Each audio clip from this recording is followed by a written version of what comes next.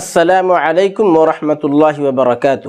دوستو، میں حافظ محمد صادق تمنا اپنے یوٹیوب چینل پہ آپ کا استقبال کرتا ہوں۔ امید کرتا ہوں آپ بخیر و عافیت ہوں گے۔ میں بھی الحمدللہ بخیر ہوں۔ آج میں پھر آپ سب کے لیے ایک زبردست ویڈیو لے کر کے آیا ہوں جس میں ایک ایسے شخص کے بارے میں بتایا گیا ہے جس نے خدا سے مقابلہ کرتے ہوئے زمین پر جنت بنائی تھی، لیکن اس کا انجام کیا ہوا اور وہ کس قوم سے تھا، کیا وہ جنت دیکھ سکا یا نہیں دیکھ سکا، اس کے تعلق سے اس ویڈیو کے اندر بات بتائی گئی ہے۔ آئیے ویڈیو دیکھتے ہیں۔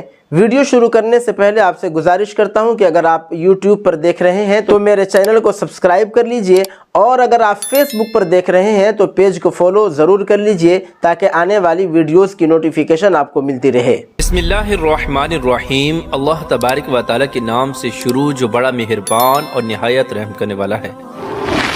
اللہ تبارک و تعالیٰ نے ہر ایمان والے کے لیے آخرت کے اندر بے شمار نعمتیں تیار کر رکھی ہیں، اور آخرت کے اندر اللہ تبارک و تعالیٰ ایمان والوں کو جنت عطا فرمائے گا۔ یہ ایسی جنت ہوگی کہ جس کی نعمتوں اور خوبصورتی کے بارے میں نہ کسی کان نے سنا اور نہ ہی اس کی خوبصورتی کو کسی آنکھ نے دیکھا۔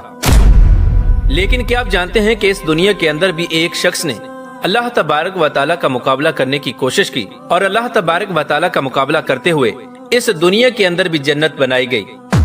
یار دوستو، آج کی اس ویڈیو میں ہم آپ کو بتائیں گے کہ اللہ تبارک و تعالیٰ کی ذات کا مقابلہ کرنے والا بدبخت شداد کون تھا، اور اس نے دنیا کے اندر کس طرح اپنی جنت بنائی، اس کی بنائی ہوئی جنت کیسی تھی، اور اس کے اندر کیا کیا تھا، اور اس کی یہ جنت کتنے سالوں میں تیار ہوئی، اور پھر ملک الموت علیہ السلام نے اللہ تبارک و تعالیٰ کا مقابلہ کرنے والے اس شداد کا کیا حشر کیا، اور کس طرح اس کی حسرتوں پر پانی پھیرا اور اس کو دنیا کے لیے عبرت کا نشان بنا دیا۔ اور آج شداد کی جنت کہاں پر ہے؟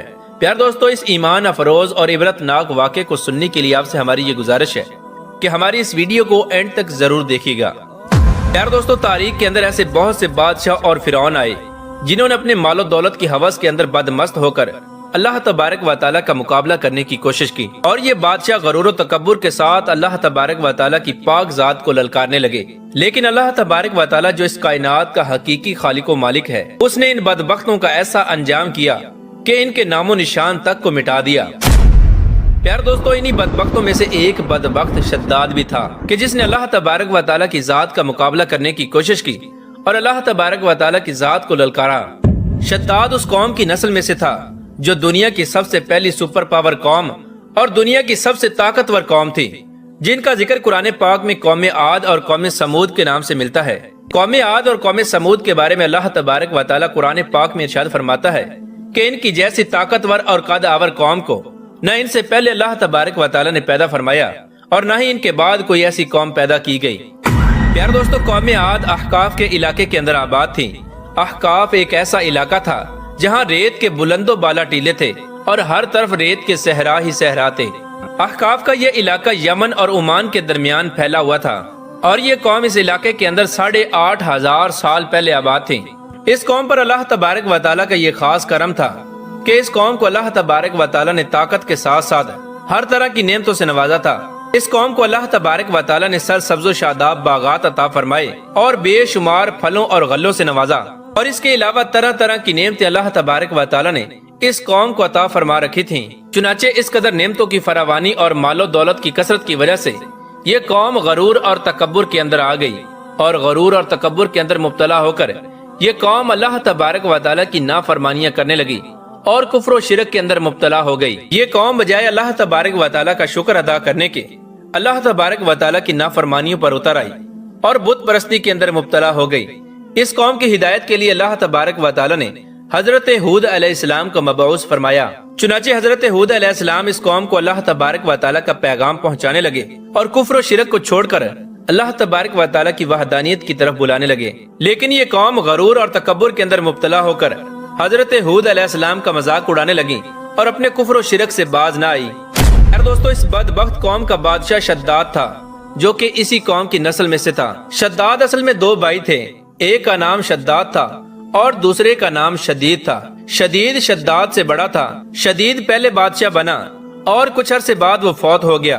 اس کی وفات کے بعد شداد نے حکومت سنبھالی اور یہ قوم عاد کا بادشاہ بن گیا، اور اس طرح شداد دنیا کی سب سے طاقتور قوم اور دنیا کی سب سے سپر پاور قوم عاد کا بادشاہ بن گیا۔ پیار دوستو، شداد ایک وسیع و عریض سلطنت کا بادشاہ تھا۔ اس کی بادشاہت یمن سے لے کر عراق تک اور بعض روایات کے مطابق ایران تک پھیلی ہوئی تھی۔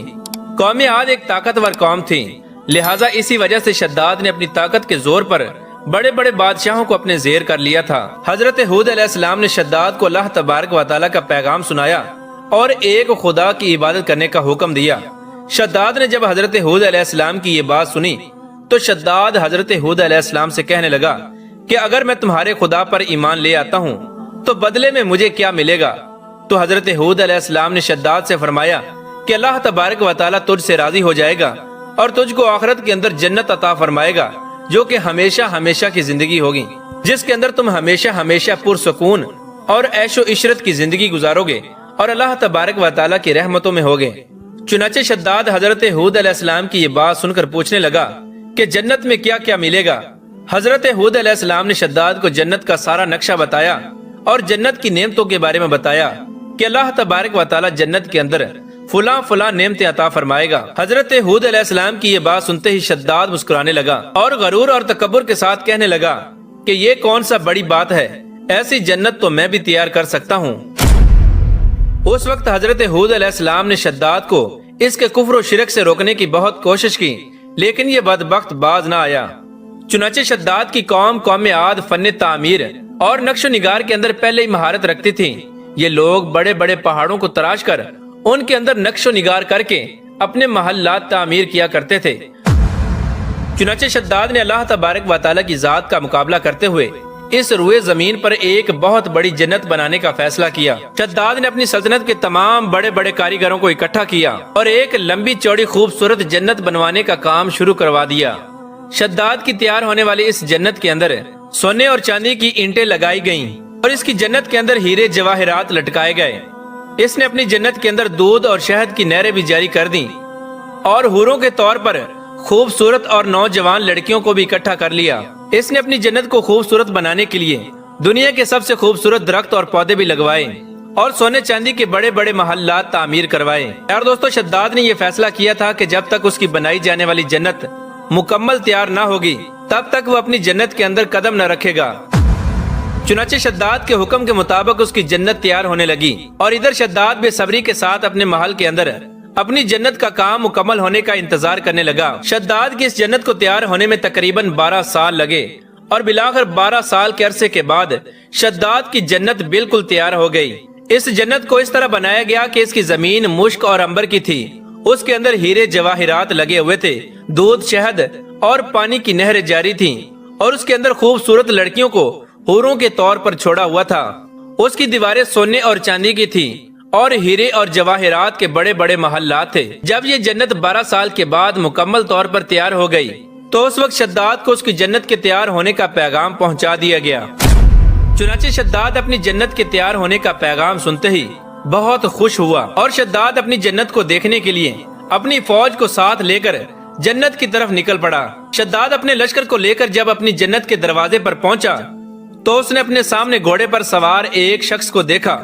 اس کو دیکھتے ہی شداد پہچان گیا کہ یہ حضرت ملک الموت علیہ السلام ہے۔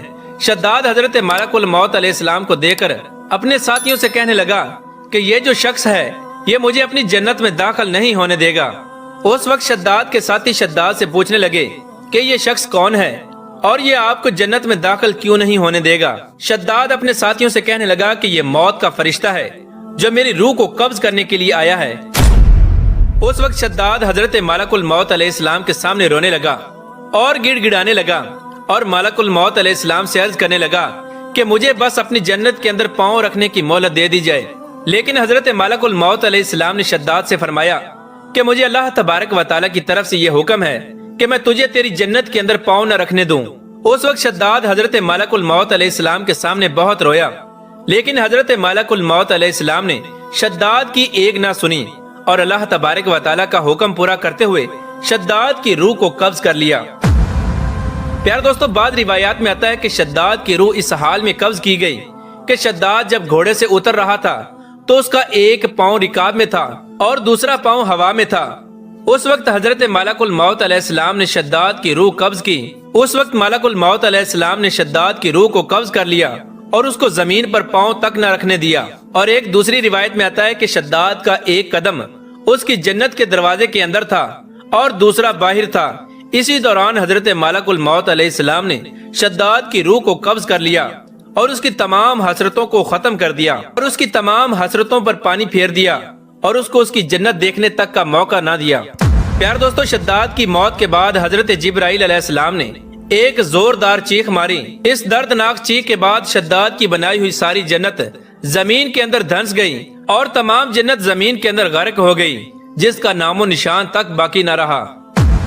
اس طرح وہ شداد جو اللہ تبارک و تعالیٰ کی ذات کا مقابلہ کرنے کے لیے نکلا تھا، اس کو ہلاک کر کے اللہ تبارک و تعالیٰ نے بتا دیا کہ اس کائنات کا حقیقی خالق و مالک صرف ایک ہی ہے، اور وہ اللہ تبارک و تعالیٰ کی پاک ذات ہے۔ اللہ تبارک و تعالیٰ سے دعا ہے کہ اللہ تبارک و تعالیٰ ہمیں غرور اور تکبر کی غلاظت سے محفوظ فرمائے اور اپنے حضور عاجزی اور انکساری کے ساتھ زندگی گزارنے کی توفیق عطا فرمائے۔